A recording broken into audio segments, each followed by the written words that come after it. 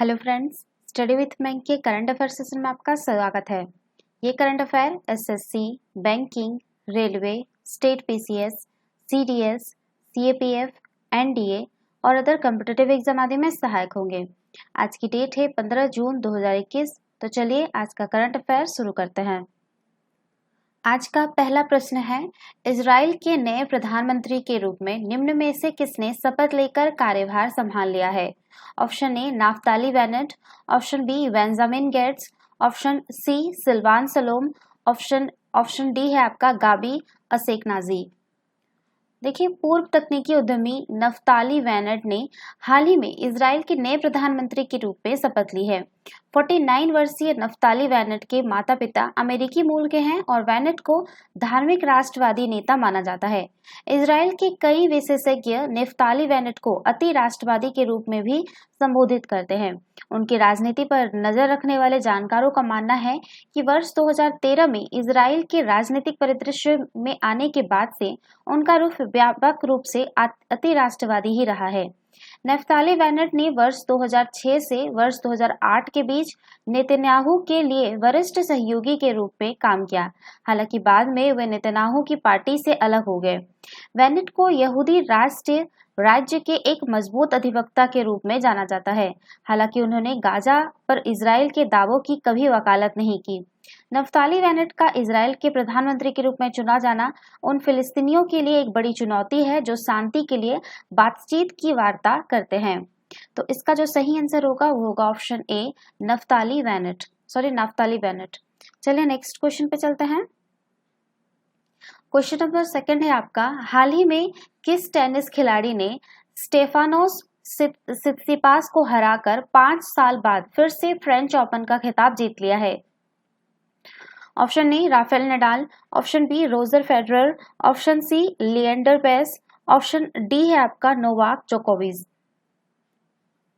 देखिए, विश्व के नंबर 1 टेनिस खिलाड़ी सर्बिया के नोवाक जोकोविच ने फ्रेंच ओपन के फाइनल मुकाबले में ग्रीक के युवा खिलाड़ी स्टेफानोस सित्सिपास को हरा दिया है। पेरिस में खेले गए इस फाइनल में उन्होंने सित्सिपास को जो है 6-7, 2-6, 6-3 और 6-2 और 6-4 से हरा दिया है। इसके साथ ही जोकोविच को अपने करियर का 19वां ग्रैंड स्लैम खिताब अपने नाम किया। इस जीत के साथ ही टेनिस इतिहास में 2 बार 4 ग्रैंड स्लैम जीतने वाले जोकोविच तीसरे खिलाड़ी बने हैं। उनसे पहले जो है ऑस्ट्रेलिया के पूर्व टेनिस खिलाड़ी रॉय एमरसन और ऑस्ट्रेलिया के ही पूर्व खिलाड़ी रॉड लेबर ने यह कारनामा किया था। तो इसका सही आंसर होगा ऑप्शन डी होगा आपका नोवाक जोकोविच। चलिए नेक्स्ट क्वेश्चन पे चलते हैं। विश्व रक्तदाता दिवस निम्न में से किस दिन मनाया जाता है? ऑप्शन ए 10 मार्च, ऑप्शन बी 12 अप्रैल, ऑप्शन सी 14 जून, ऑप्शन डी 20 मई। देखिए, प्रतिवर्ष जो है आपका विश्व स्तर पर 14 जून को विश्व रक्तदाता दिवस का आयोजन किया जाता है। इस दिवस के आयोजन का प्राथमिक उद्देश्य रक्तदान के महत्व के बारे में जागरूकता फैलाना और जीवन बचाने में स्वैच्छिक अवेतनित रक्तदाताओं के योगदान की पहचान करना है। पहला जो आपका यहाँ पे पहला होगा, ठीक है, पहला विश्व रक्तदाता दिवस जो है वो आपका वर्ष 2004 में विश्व स्वास्थ्य संगठन द्वारा मनाया गया था और वर्ष 2005 में जो आपका 58वीं विश्व स्वास्थ्य सभा में इसे वार्षिक वैश्विक कार्यक्रम के रूप में घोषित किया गया था।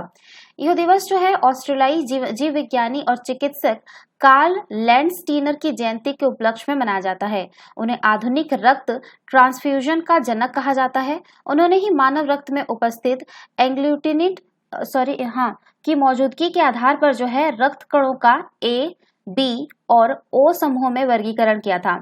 इस वर्गीकरण ने चिकित्सा विज्ञान में महत्वपूर्ण योगदान दिया। उनकी इसी खोज के कारण वर्तमान में करोड़ों लोग रोजाना रक्तदान करते हैं और लाखों लोगों की जिंदगियां बचाई जाती है। इस महत्वपूर्ण खोज के लिए ही कार्ल लैंडस्टाइन को वर्ष 1930 में नोबेल पुरस्कार भी दिया गया था। तो इसका सही आंसर होगा ऑप्शन सी 14 जून। चलिए नेक्स्ट क्वेश्चन पे चलते हैं। क्वेश्चन नंबर 4 है, हाल ही में किस देश के तैराक काइली मैककेगन ने 100 मीटर बैकस्ट्रोक प्रतिस्पर्धा में 57.45 सेकंड का समय निकालकर नया विश्व रिकॉर्ड कायम किया है? Option A Nepal, option B Australia, option C है आपका जापान, ऑप्शन डी चीन।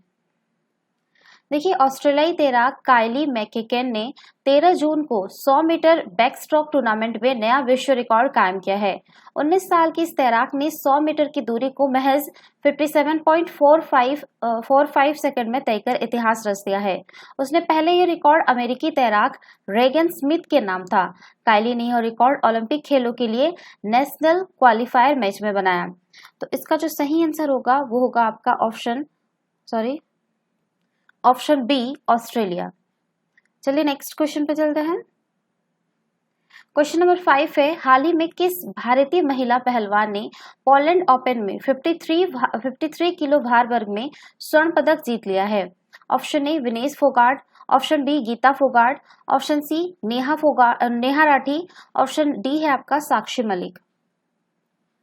देखिए, भारतीय महिला पहलवान विनेश फोगाट ने पोलैंड ओपन में 53 किलो भार वर्ग में स्वर्ण पदक जीत लिया है।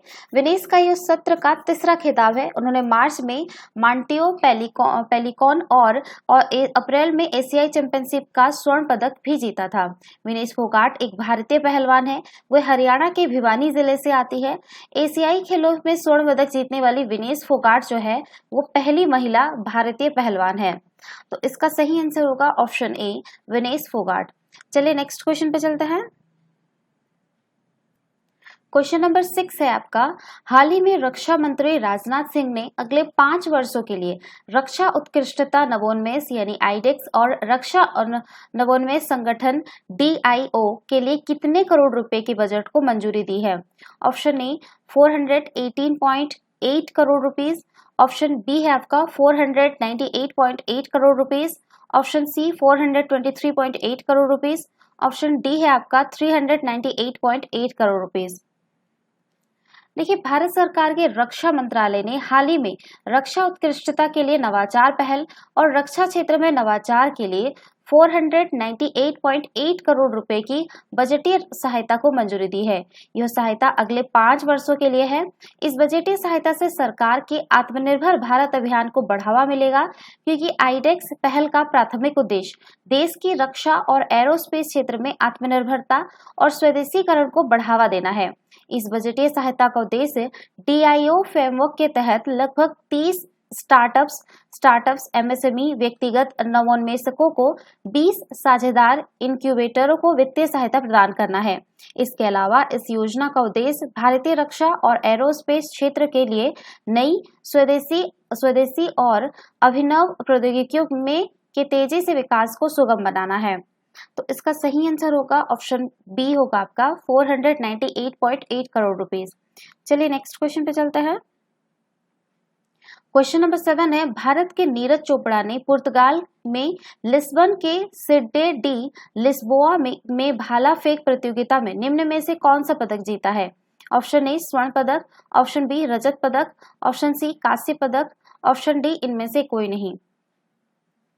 देखिए, भारत के नीरज चोपड़ा ने पुर्तगाल के लिस्बन के सिडे की लिस्बोआ में भाला फेंक प्रतियोगिता में स्वर्ण पदक जीत लिया है। नीरज चोपड़ा ने अपनी छठी और अंतिम कोशिश में 83.18 मीटर के थ्रो के साथ पदक अपने नाम किया।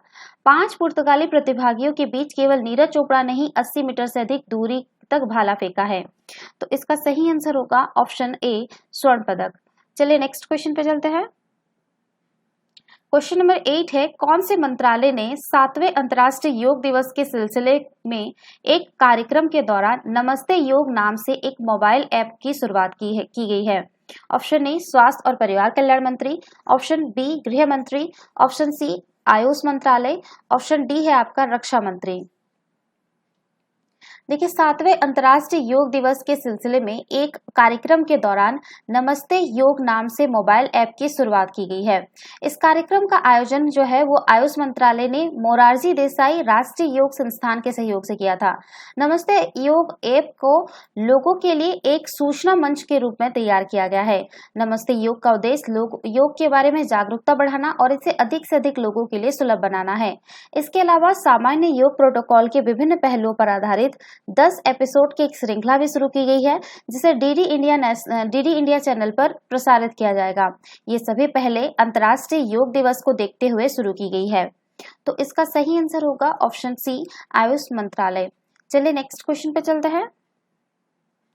भारतीय मूल की पत्रकार मेघा राजगोपालन ने कौन से देश के सामूहिक डिटेंशन शिविरों में उनकी खोज पत्रकारिता के लिए अमेरिका का शीर्ष पत्रकारिता पुरस्कार पुलित्जर पुरस्कार जीता है? ऑप्शन ए चीन, option B America, option C दक्षिण अफ्रीका, ऑप्शन डी रूस। देखिए भारतीय मूल की जो पत्रकार है मेघा राजगोपालन, उसने जो है चीन के सामूहिक डिटेंशन शिविरों में उनकी खोजी पत्रकारिता के लिए अमेरिका का शीर्ष पत्रकारिता पुरस्कार पुलित्जर पुरस्कार जीता है। मेघा राजगोपालन ने उपग्रह प्रौद्योगिकी का उपयोग करने वाली नवीन रिपोर्टों के लिए यह पुरस्कार जीता है, जिसके तहत उइगर मुसलमानों और अन्य अल्पसंख्यक जातियों के लिए चीन के सामूहिक डिटेंशन शिविरों की सच्चाई को उजागर किया गया था। मेघा राजगोपालन और उनके सहयोगियों ने चीन में कुल 260 डिटेंशन शिविरों की पहचान की है। पुलित्जर पुरस्कार को पत्रकारिता के क्षेत्र में अमेरिका का सबसे प्रतिष्ठित सम्मान माना जाता है। इस पुरस्कार की शुरुआत जो है वो वर्ष 1917 में की गई थी, जिसे कोलंबिया विश्वविद्यालय और पुलित्जर पुरस्कार बोर्ड द्वारा प्रसारित किया जाता है। पुलित्जर पुरस्कार बोर्ड का निर्माण कोलंबिया विश्वविद्यालय द्वारा नियुक्त न्यायाधीशों द्वारा होता है। यह पुरस्कार प्रसिद्ध समाचार पत्र प्रकाशक जोसेफ पुलित्जर के नाम से दिया जाता है। तो इसका सही आंसर होगा ऑप्शन ए चीन। चलिए नेक्स्ट क्वेश्चन पे चलते हैं। क्वेश्चन नंबर 10 है आपका, हाल ही में संपन्न हुए 47वीं G7 शिखर सम्मेलन 2021 की अध्यक्षता कौन से देश द्वारा किया गया है? Option A Germany, option B Italy, option C Japan, option D Britain. देखिए हाल ही में भारत के प्रधानमंत्री ने G7 शिखर सम्मेलन 2021 में भाग लिया है। G7 की अध्यक्षता कर रहे ब्रिटेन ने भारत, ऑस्ट्रेलिया, दक्षिण कोरिया और दक्षिण अफ्रीका को अतिथि देश के तौर पर आमंत्रित किया है।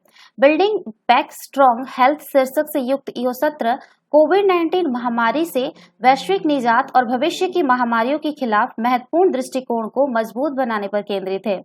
G7 दुनिया की 7 सबसे बड़ी कथित विकसित और उन्नत अर्थव्यवस्था वाले देशों का समूह है, जिसमें आपका Canada, France, Germany, Italy, Japan, Britain और अमेरिका शामिल है। इसे ग्रुप ऑफ 7 भी कहा जाता है। G7 एक अंतर सरकारी संगठन है, जिसका गठन जो है वो 1975 में हुआ था। इसका गठन विश्व की शीर्ष अर्थव्यवस्थाओं द्वारा विश्व के मुद्दों पर चर्चा करने के लिए एक अनौपचारिक मंच के रूप में किया गया है। विदित हो कि कनाडा जो है वो आपका 1976 में इस समूह में शामिल हुआ था। वर्ष 1997 में रूस जो है आपका रूस के इस समूह में शामिल होने के बाद जो है कई वर्षों तक G7 को जो है आपका G8 के रूप में जाना जाता था, किंतु जो है वो वर्ष 2014 में रूस को जो है क्रीमिया विवाद के बाद समूह से निष्कासित कर दिए जाने के पश्चात जो है समूह को एक बार पुनः G7 कहा जाने लगा। G7 का जो है कोई औपचारिक संविधान या एक निर्धारित मुख्यालय नहीं है। वार्षिक शिखर सम्मेलन के दौरान नेताओं द्वारा लिए गए निर्णय गैर बाध्यकारी होते हैं, तो ये ध्यान रखिएगा कि इसका कोई मुख्यालय नहीं है। ठीक है, तो इसका सही आंसर होगा ऑप्शन डी होगा आपका ब्रिटेन। इस बार जो है ब्रिटेन इसकी अध्यक्षता कर रहा है और आपका जो है इसमें ऑस्ट्रेलिया, भारत, दक्षिण कोरिया और अफ्रीका को अतिथि देश के तौर पर आमंत्रित किया गया था ब्रिटेन की तरफ से। ठीक है, तो ये थे आज के करंट अफेयर। वीडियो पसंद आए तो लाइक, शेयर और कमेंट करना ना भूलें। साथ ही साथ चैनल को सब्सक्राइब करना ना भूलें। Thanks for watching. Have a nice day. Take care.